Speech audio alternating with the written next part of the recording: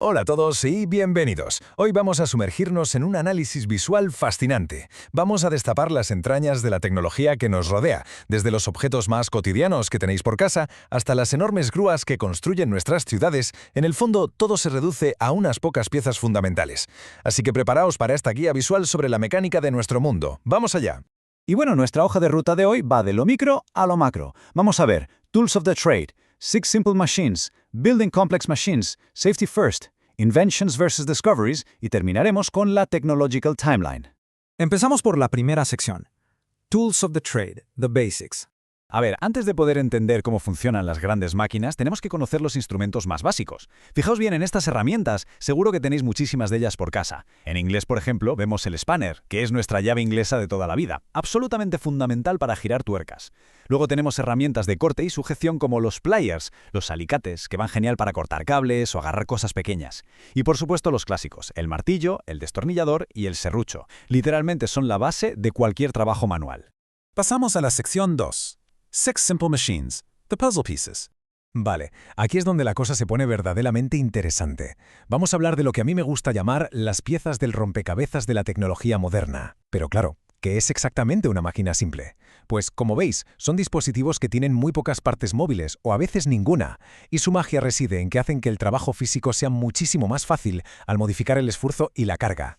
Básicamente, son nuestros superpoderes para multiplicar la fuerza.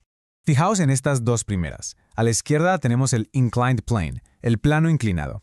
No es más que una superficie plana con un extremo más alto que el otro, y la verdad es que nos facilita un montón la vida al mover cosas súper pesadas de un nivel a otro. Pensad por ejemplo en una típica rampa de carga.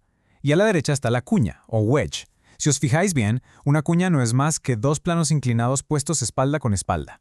Su función principal no es elevar cosas, sino separar y dividir objetos. Súper útil.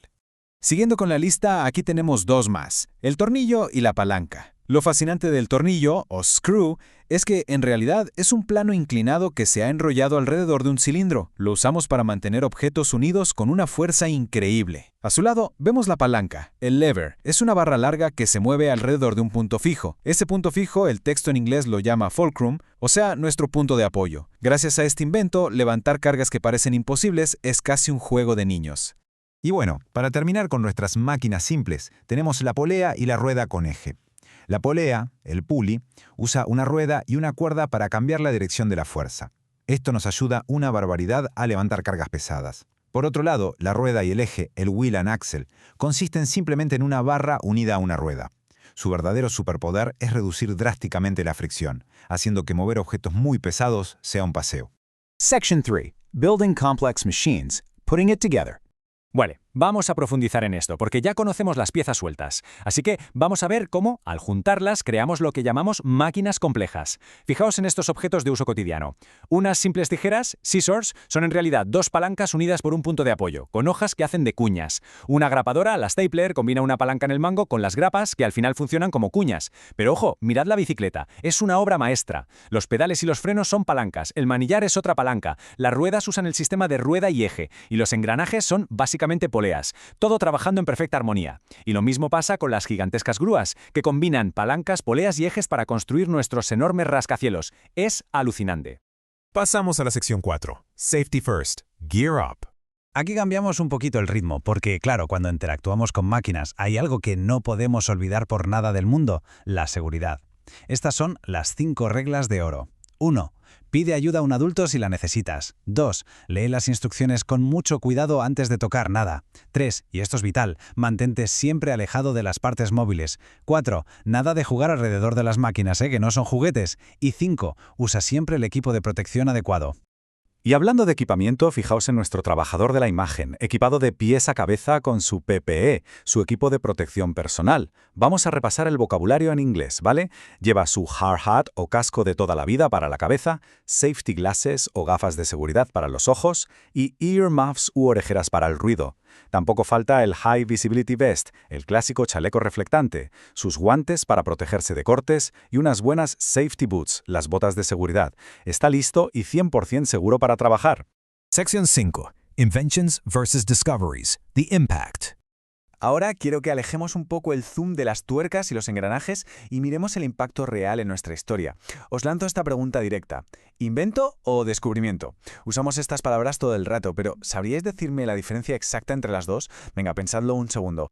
Pues mirad, la clave de todo está en la novedad absoluta. Un invention, un invento, es crear o hacer algo completamente nuevo, algo que literalmente no existía antes en el universo. Por el contrario, un discovery, un descubrimiento, es encontrar o darse cuenta de algo que ya estaba ahí, en la naturaleza, pero que, claro, nosotros, como humanidad, todavía no conocíamos. Y para que quede súper claro, un ejemplo histórico brutal de un descubrimiento es el de Sir Alexander Fleming en 1928. Seguro que os suena. Fleming descubrió la penicilina. Ojo, él no la fabricó de la nada en un laboratorio. El hongo que producía esa penicilina ya existía en la naturaleza. El mérito de Fleming fue tener la brillantez de encontrarlo y sobre todo entender su inmenso poder antibiótico.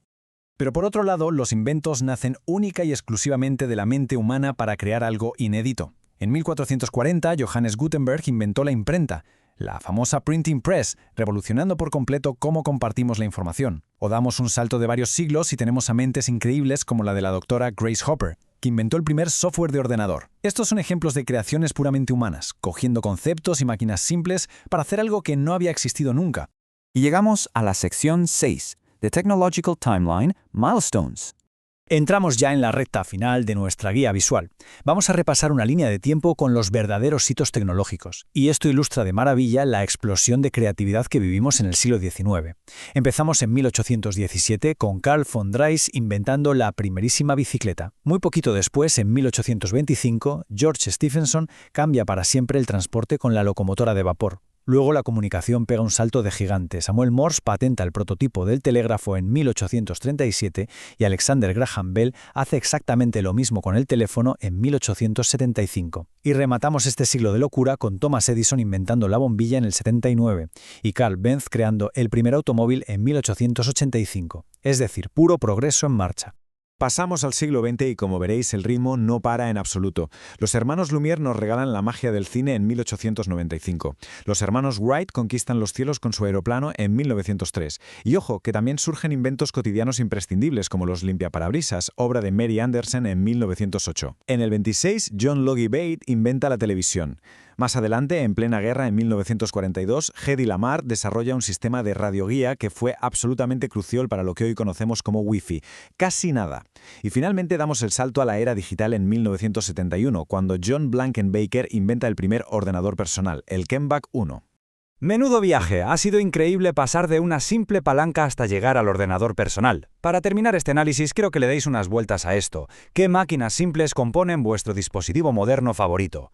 En serio, la próxima vez que tengáis en la mano vuestro teléfono móvil, que abráis el portátil o incluso cuando entréis al coche, intentad ver un poco más allá de la carcasa. Buscad esas pequeñas piezas del rompecabezas que están escondidas en su interior, haciendo todo el trabajo duro. Muchísimas gracias por acompañarme en este análisis visual y nos vemos en la próxima.